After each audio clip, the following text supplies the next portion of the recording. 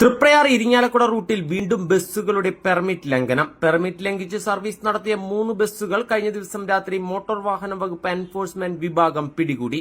തൃപ്രയാർ ഇരിങ്ങാലക്കുട റൂട്ടിലോടുന്ന കൃഷ്ണാസിന്റെ 2 ബസ്സുകളും മംഗലത്ത് ബസ്സുമാണ് എൻഫോഴ്സ്മെന്റ് വിഭാഗം inspector PV. Biju, assistant inspector K. Vipin എന്നിവരുടെ നേതൃത്വത്തിൽ പിടികൂടിയത്. രാത്രിയിൽ ബസ് സർവീസ് നടത്താത്തത് മൂലം വ്യാപാര സ്ഥാപനങ്ങളിൽ നിന്നുള്ള ജീവനക്കാർക്ക് യാത്രാ ബുദ്ധിമുട്ട് നേരിടുന്നതായി പരാതി ലഭിച്ചതിനെ തുടർന്നാണ് നടപടി. കാട്ടൂർ പെട്രോൾ പമ്പിന് സമീപത്തു നിന്നും കൃഷ്ണാസിന്റെ 2 ബസ്സും വെള്ളാനിയിലുള്ള മംഗലത്തിന്റെ ഷെഡിൽ നിന്നുമാണ് മറ്റൊരു ബസ്സും പിടികൂടിയത്.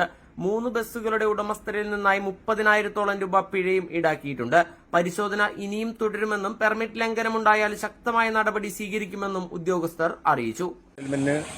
മോട്ടോർ വാഹന വകുപ്പ് ആർടി എൻഫോഴ്സ്മെന്റ് തൃശ്ശൂർ കസ്റ്റഡിയിൽ എടുത്തിട്ടുള്ളത് കേസ് ചാർജ് ചെയ്തിട്ടുണ്ട്.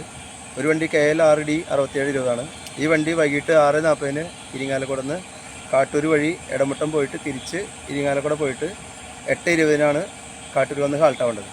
ഈ വണ്ടി നമ്മൾ ഒരു 7:30 ഇവിടെ ഹാൾട്ടായ നിലയിൽ കാട്ടൂർ പമ്പിൻ്റെ പുറകുവശത്ത് കണ്ടത്. പിന്നെ ഒരു വണ്ടി 6:20 തൃപ്രയാറിന്ന് പുറപ്പെട്ടിട്ട് ഇരിങ്ങാലക്കുട വന്ന് 7:37 ഇരിങ്ങാലക്കുടയിൽ നിന്ന് എടമുട്ടം പോയിട്ട് തിരികെ വന്ന് കാട്ടൂർ ഹാൾട്ടാവേണ്ട വണ്ടിയാണ് അടുത്തത്.